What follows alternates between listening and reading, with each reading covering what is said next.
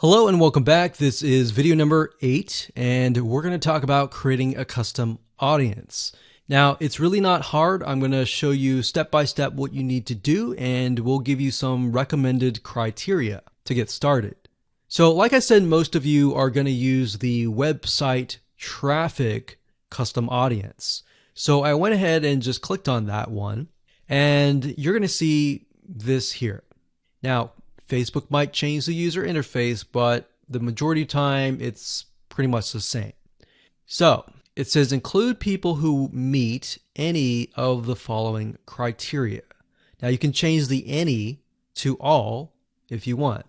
So we could say anybody who visits the initial page, any page, or let's say, for example, the blog posts. If somebody visits the blog post, or another blog post, let's say we have 3 different blog posts, then we can say anybody who visits any of these 3 blog posts, let's retarget them. Let's put them in a custom audience. So if it's any, you could say all website visitors in the last 30 days. So it's all website visitors or people who visited a specific web page, or they spend a certain amount of time on your website. And this is really good to have just in case somebody visits really quickly and then leaves. You're most likely not going to want to create a custom audience to somebody who comes to your website and within 5 seconds leaves. You would rather create a custom audience of people who perhaps came, spent about 10 minutes or more, and then you could create a custom audience on that, because that usually means that they are interested in what you have to offer. So you could do that. You could do, specific events like page view, general event, view content, or purchase. Now, if it's a specific web page, then you're going to want to enter the full URL. Or what you could do is you could say anybody who visits a specific web page that has the keyword blog in it or paint, something like a keyword. Now, what I would recommend is to enter the full URL right here. So you could have one here, you could include more like so. So you could click that and include more and more and more. Or you could say something like include people who meet all. So they have to have visited blog post 1, 2, and 3 in order to be considered part of that custom audience.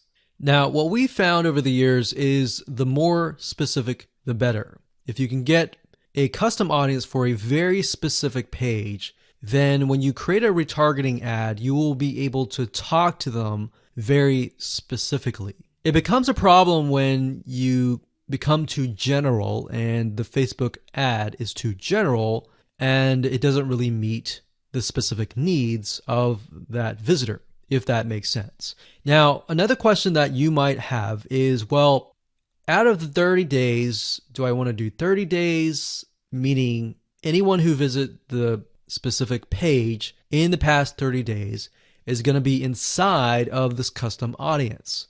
Now, the maximum time is 180 days, so you could do 180 days. But I am going to warn you because the majority of people who come to your page are not going to remember you past 7 days. So, keeping that in mind, you may want to stick with 30 days or less. And if you think about, if you go to a web page, a lot of times you're not even going to remember it even 30 days down the road, unless it's a review page for a product that they are interested in or a product that they might be going to buy. So it really depends on the specific page that they have visited. Maybe they clicked add to cart, but they did not purchase. If that's the case, they're most likely going to remember it. But past 30 days, that becomes an issue. And if that becomes an issue, your conversions are not going to be there and they might click spam, which can actually hurt your Facebook ad. So bear that in mind whenever you're creating these custom audiences. Now you can also exclude.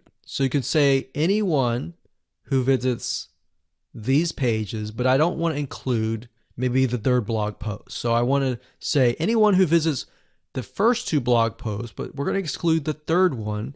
You click exclude and you simply do the same thing and you enter the web pages there. So when you're done and you're ready, simply click on audience name, enter the name of the audience. Now, one thing to keep in mind is when you name the audience, name it something that you are going to remember and use a naming convention that you are going to remember. A lot of times it's easy to just name it anything that you want, but as you begin to build more custom audiences, you're going to forget. That's reality. And that's it.